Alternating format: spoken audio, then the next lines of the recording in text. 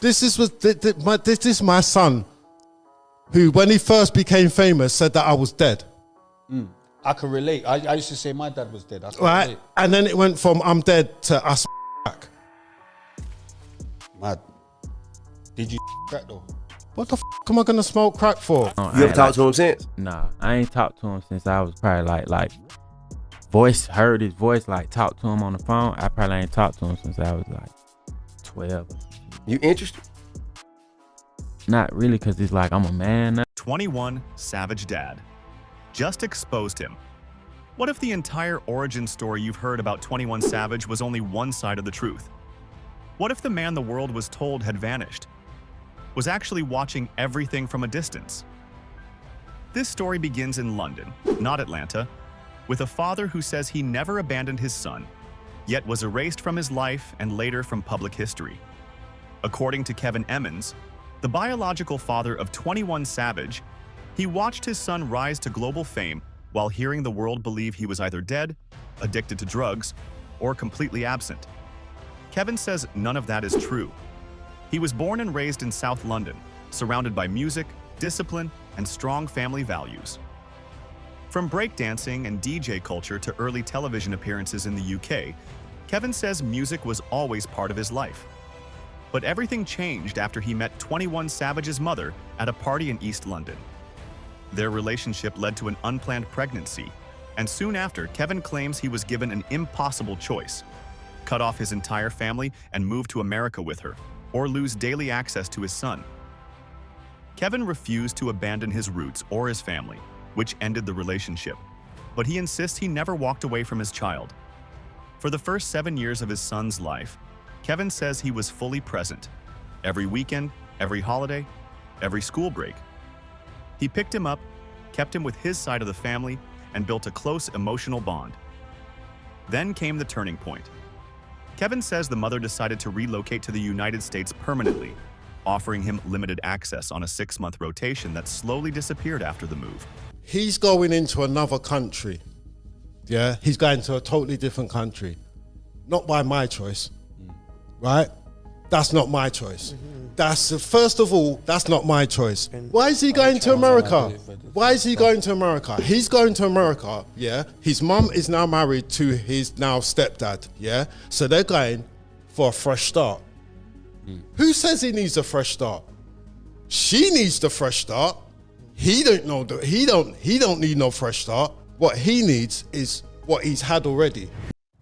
What started as long-distance parenting soon became silence, misunderstandings, and emotional separation that would only grow deeper with time. After the move to America, life took a sharp turn that no one on the outside could fully see. Growing up in Atlanta, 21 Savage was suddenly surrounded by a completely different environment.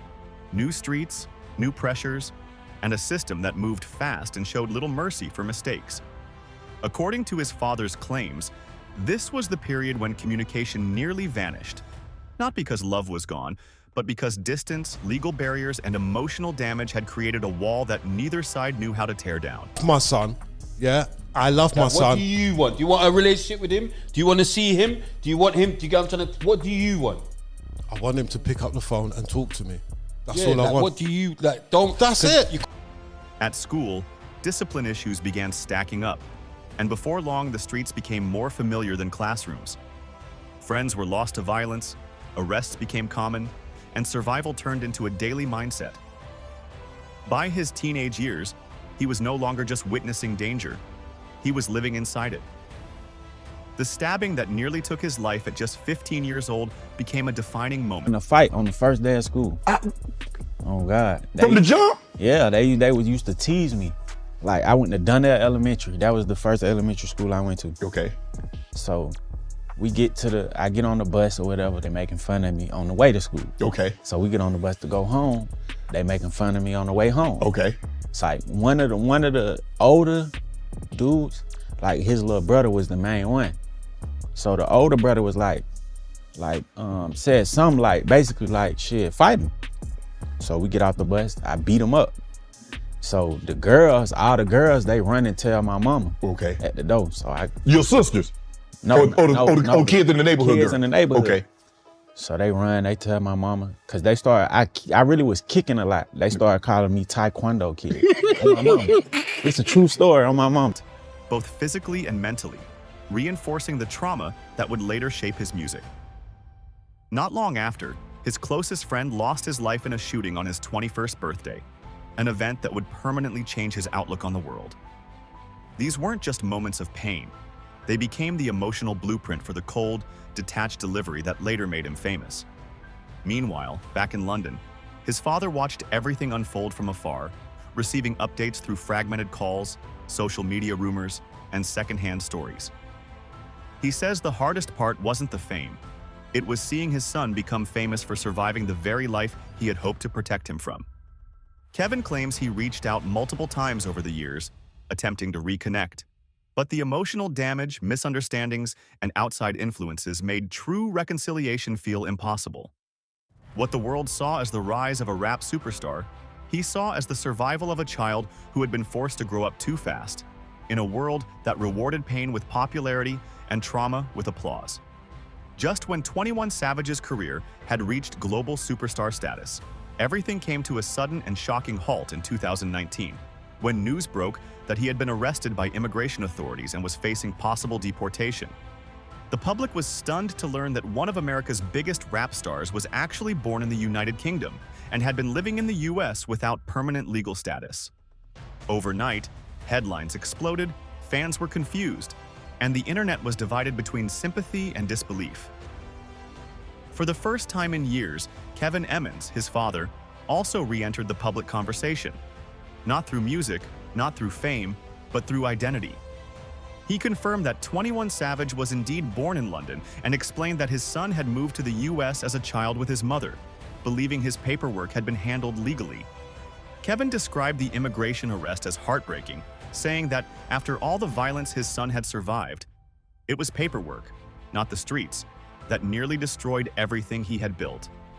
Following weeks of detention and intense legal pressure, 21 Savage was released on bond while his case moved through the system, and eventually he was allowed to stay in the US under legal supervision. The situation permanently changed how fans saw him, not just as a cold, calculated rapper, but as a survivor of legal systems, immigration barriers, and lifelong displacement. At the same time, his father continued to speak out, saying that despite fame, distance, and years of silence, his love for his son had never changed. What began as a story of abandonment had now become a far more complicated reality involving separation, misunderstandings, and two lives shaped by choices made decades earlier. And while the world saw a victorious rapper returning to music and success, the emotional story between father and son remains unfinished, private, unresolved, and still quietly unfolding behind the spotlight.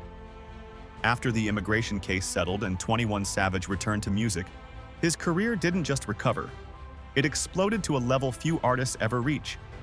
Chart-topping albums, massive collaborations, global tours, and brand deals followed one after another, turning him into not just a rapper, but a full-scale business empire.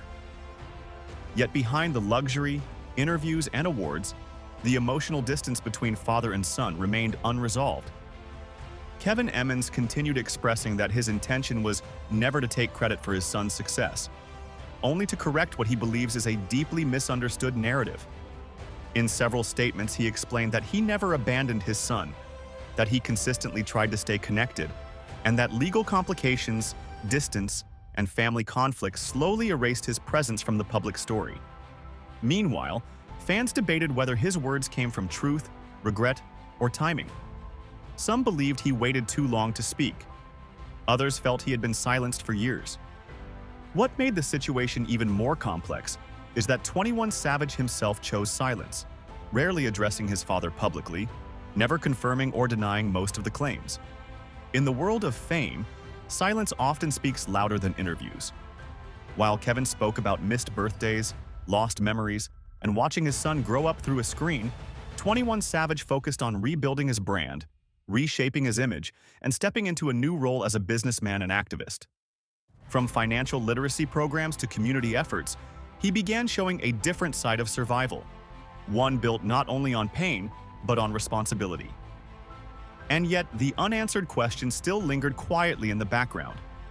Will the father and son ever truly reconnect? Not as public figures, not as headlines, but as two people separated by time, distance, and a story the world only partially understands.